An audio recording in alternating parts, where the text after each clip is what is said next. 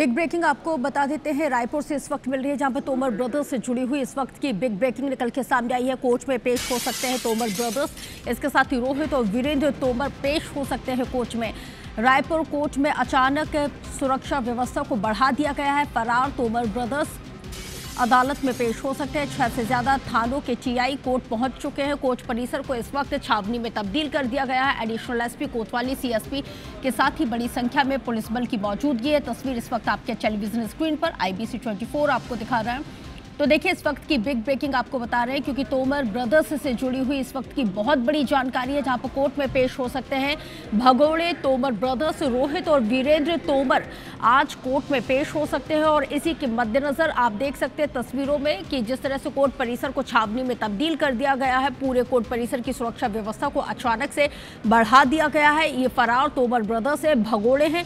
अदालत में आज ये पेश हो सकते हैं और 6 से ज्यादा थानों के टीआई इस वक्त कोर्ट परिसर में मौजूद है। एडिशनल एसपी कोतवाली, सीएसपी के साथ ही बड़ी संख्या में पुलिस बल की मौजूदगी देख सकते हैं।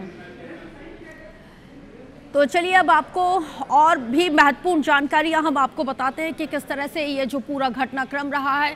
कोर्ट में अचानक क्योंकि सुरक्षा व्यवस्था को बढ़ा दिया गया है। अब ये जो पूरा मामला है, इसको भी अब हम आपको सिलसिलेवार तरीके से अब हम समझाते हैं। तो देखिए, ग्राफिक्स के जरिए समझिए कि नोट गिनने की मशीन, लेन देन का हिसाब इन तोमर ब्रदर्स के घर से मिला हुआ है। अवैध रूप से यहाँ पे 5 तलवारें रखी गई थी, जो जब पुलिस की टीम पहुंची तब रिकवर की गई। एक रिवॉल्वर, एक पिस्टल, जिंदा राउंड और आवाजी कारतूस भी इनके पास से बरामद किया गया। इसके इतर 37,10,000 रुपए कैश भी इनके पास से मिला है। तो वहीं इसके इतर और क्या क्या मिला है, 734 ग्राम सोने के जेवर भी इनके घर से जब्त किए हैं। 125 ग्राम चांदी के जेवर भी मिले हैं। तो वहीं 2015 में एक महिला ने थाने में सबसे पहले इनके खिलाफ रिपोर्ट को दर्ज कराया था।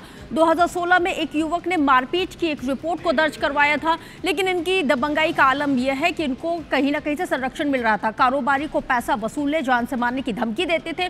2017 में महिला ने मारपीट और जान से मारने की रिपोर्ट को दर्ज कराया। 2018 में महिला ने ब्लैकमेलिंग रिपोर्ट को यहाँ पे थाने में दर्ज कराया था। 2006 आज़ाद चौक में कारोबारी पर चाकू से इन्होंने हमला किया था। और 2010 में गुड़ियारी में मारपीट और उगाही का भी एक मामला इनके खिलाफ दर्ज किया गया था।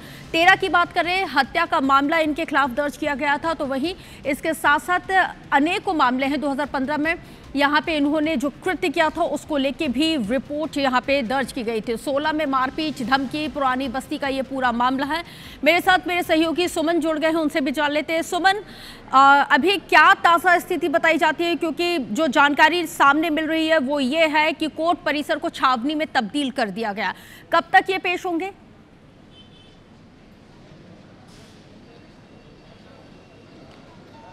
जी रक्षा, बिल्कुल सही आपने कहा कि आज कोर्ट में ये पेश हो सकते हैं। जो कोर्ट का जो माहौल है, बड़ा ही गहमा गहमी भरा माहौल है।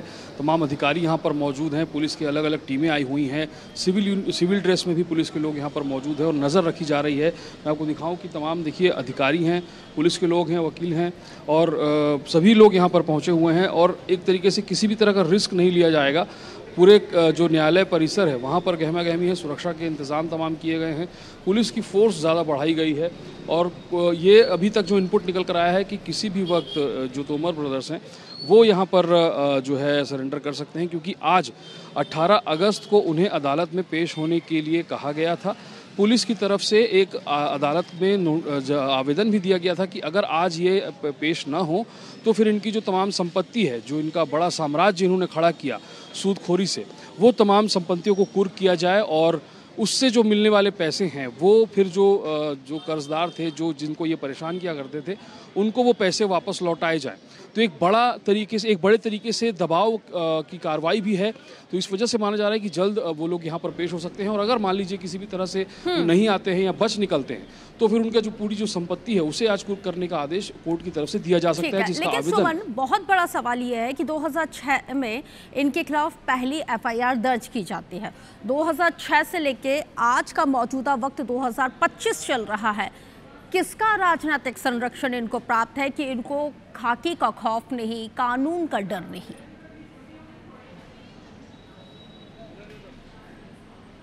जी बिल्कुल, इसका जीता जाता प्रमाण इनके तमाम सोशल मीडिया पर भी देखने को मिलता है। ये तमाम बड़े नेताओं के साथ अपनी तस्वीरें सोशल मीडिया पर पोस्ट किया करते थे, रील्स बनाया करते थे, सामाजिक कार्यक्रमों में, मंचों में, उन कार्यक्रमों में रहा करते थे जहां बड़े जनप्रतिनिधि भी मौजूद रहते हैं। तो इससे इनकार नहीं किया जा सकता कि इनका किस तरीके से उनके साथ उठना बैठना था। तो इसका प्रभाव भी कहीं ना कहीं वो अपने जो काले कारनामे हैं उनसे उनको बचाने में या खुद को बचाने में, गिरफ्तारी से बचने में करते रहे होंगे, इसमें कहीं कोई दो राय नहीं है।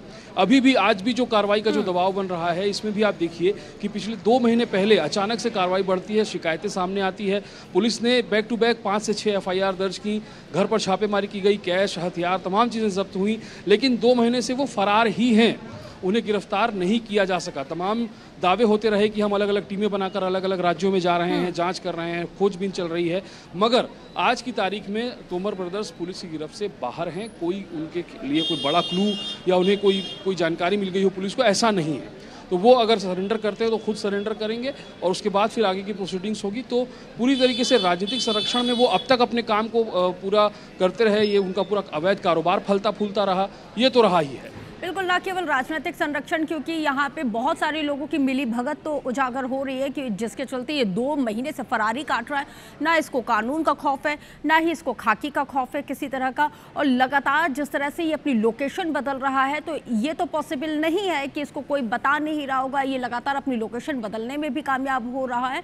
हालांकि अब देख रही है कि आज ये दोनों भाई कोर्ट में पेश होते हैं या फिर नहीं, या फिर कानून वही काम करता है, इसकी संपत्ति को कुर्क करता है। नजर बना के रखिएगा, अपडेट आपसे आगे भी लेंगे। बहरहाल अब तक की जानकारी साझा करने के लिए आपका बहुत शुक्रिया।